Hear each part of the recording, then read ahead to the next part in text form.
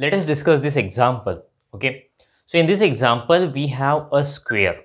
You can see here 2 comma 3 cross 1 comma 2. 2 comma 3, this is interval on x-axis. 1 comma 2 is an interval on y-axis. So see, they are cross product. That means we will have a 2 comma 3 if you consider in this way, and 1 comma 2 if you consider in this way. So we will have a square here. Getting? And we have to prove that that square is an open set. Okay, see, already I have written u. This is nothing but, and what is our target? To prove that u is an open set. Open set in R2 with Euclidean metric. Euclidean metric means norm. Okay, with the help of norm it is defined. See, how to prove a set is open? We take one arbitrary point and we try to find a ball around it which entirely lies inside a set. Then we can declare it is an open set. So let us take one arbitrary point. Let P is equal to P1 comma P2 belongs to U be any arbitrary point. Okay, see, I will show here P. Suppose point P is here. So its x coordinate, that means P1 will be here, and its y coordinate, getting? So P2 will be here. Getting my point? Okay. After that, what we have to do? We have to draw an open ball around P. We have to select radius, okay, and we have to draw open ball around P which entirely lies inside this square. Okay, so see, P we have from U. So therefore, P1 comma P2 belongs to U means what? 2 comma 3 cross 1 comma 2. So that means P1 lies in first interval 2 comma 3 and P2 lies in second interval 1 comma 2. I have shown here P1 x coordinate lies in 2 comma 3 and P2 lies in 1 comma 2. Getting? So the same thing we can write in this way.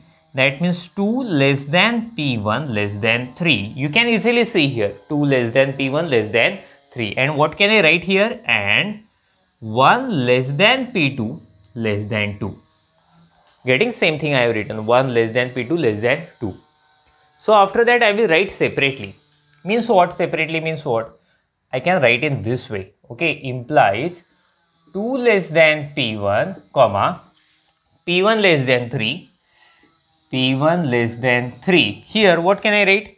1 less than P2, 1 less than P2 and last P2 less than 2, P2 less than 2.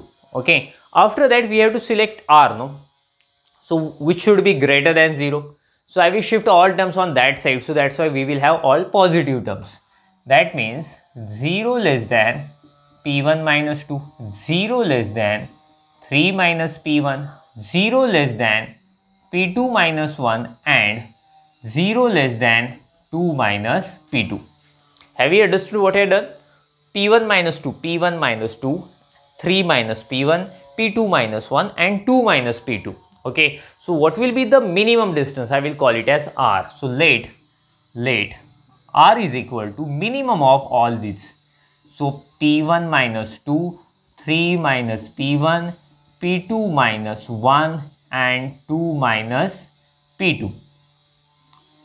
Just a minute, 2 minus P2. So I will tell you what is the logic behind it. Suppose this is a room in which I have, okay, I am here in a room and I have to find a ball around me which will entirely lie inside a set or inside the room. So what will I do? I will find my distance from this wall. I will find my distance from that wall. I will find my distance from that wall, and I will find my distance from the wall in front of me. Okay. So what will be the minimum distance? I will consider it as a R radius and I will draw ball around me. So that ball will entirely lie inside a set. Okay, inside a room. So here the minimum distance of me from wall is this one. Getting? So this distance I will count, and I will, by taking this radius, I will draw ball around me which will entirely lie inside a room. So same thing is here. Okay, this distance we are getting. What we are finding? We are finding this distance. We are finding this distance. This one and this one too. Getting? So see, what will be the minimum value? That much radius I will take and I will draw ball around it, P. So it will probably lie inside that square. Okay. So that radius I have taken clearly I can mention clearly r greater than 0 because each of them is greater than 0. So now my claim is the ball with radius r and center P will lie inside U. Okay, but there is no more space, so I suggest you to make a screenshot of it. After that we will go further. Okay, so now my claim is a ball with center P and radius r is subset of U. So how to prove that one set is subset of other? We take one arbitrary point. Okay, we take one arbitrary point from this set and I will prove that that point lies in second set. So that's why I already have taken x belongs to that ball. Okay, so this is arbitrary point of ball, and now my target is to prove x is in U. So let us start. See, x lies in this ball, that means distance of x from center P is less than its radius. So therefore d xp less than r. Okay, but d means Euclidean metric here, so that's why I can write norm x minus p less than r. What is x here? X is nothing but x1 comma x2. P is nothing but p1 comma p2 less than r. Do you know how to subtract? Component wise subtraction, that means x1 minus p1 and x2 minus p2 less than r. What is definition of norm? By taking square root. So this is square root of x1 minus p1 square plus x2 minus p2 square less than r. So but you know my technique. What we do after it? So to remove square root, we will take square of both sides. So that's why x1 minus p1 square plus x2 minus p2 square less than r square. See, but sum of these two squares is less than r square. That means each of them should be less than r square, right? So therefore what will you get? x1 minus p1 square less than r square and x2 minus p2 square less than r square. So now I will take square root of both sides, positive square root. Okay, so this is mod x1 minus p1 less than r and mod x2 minus p2 less than r, right? But you know there is one property of mod a less than b if and only if minus b less than a less than b. So that thing I am going to use. Many times we have used it already. So this is minus r less than x1 minus p1 less than r and minus r less than x2 minus p2 less than r. Okay, here also I use. I will call it as star.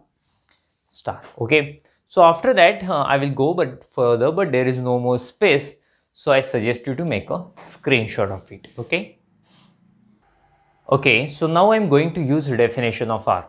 You remember r we had defined by taking minimum of four terms. Okay, so that means in that case r will be the lowest value among these four. So therefore I can write by definition of r. Okay, definition of r, we can write by definition of r, we write r less than or equal to p1 minus 2.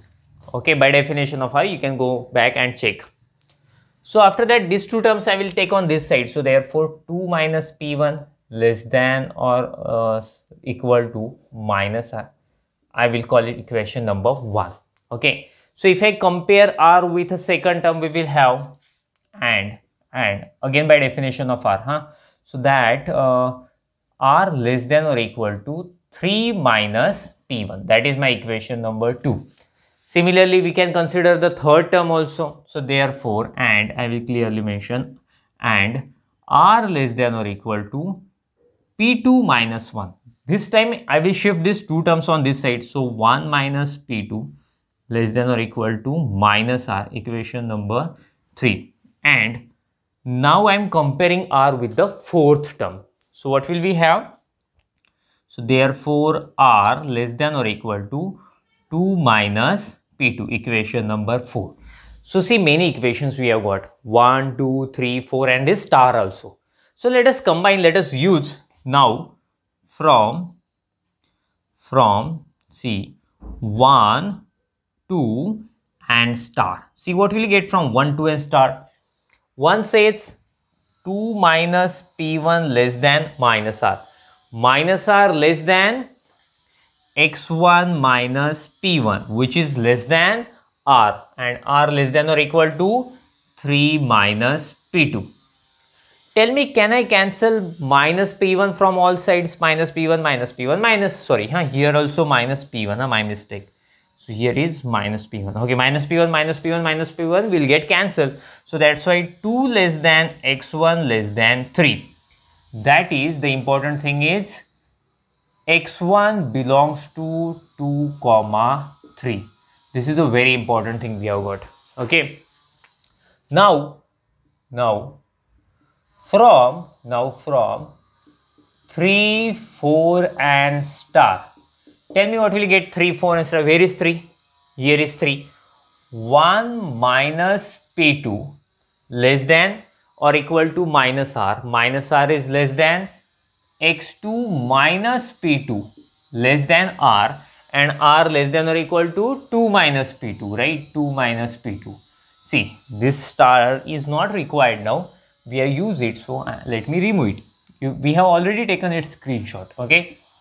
See, minus P2 will get cancelled from all sides. So therefore, 1 less than x2 less than 2. That means what? That means x2 belongs to 1, 2. So here we say x1 belongs to 1, 2, 3. Here we say x2 belongs to 1, 2. So therefore,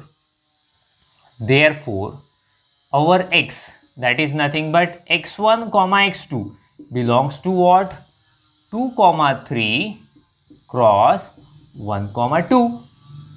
Getting? That is, x belongs to, this is nothing but our u. You can see the example. This is nothing but our u. So that means we had taken arbitrary point x from that open ball, and finally we proved it is in u. So therefore that open ball is subset of u. Okay. But you can make a screenshot of it. After that I will finish this example. So therefore we had taken x belongs to open ball and we proved x is in u. So that means, therefore what can I write?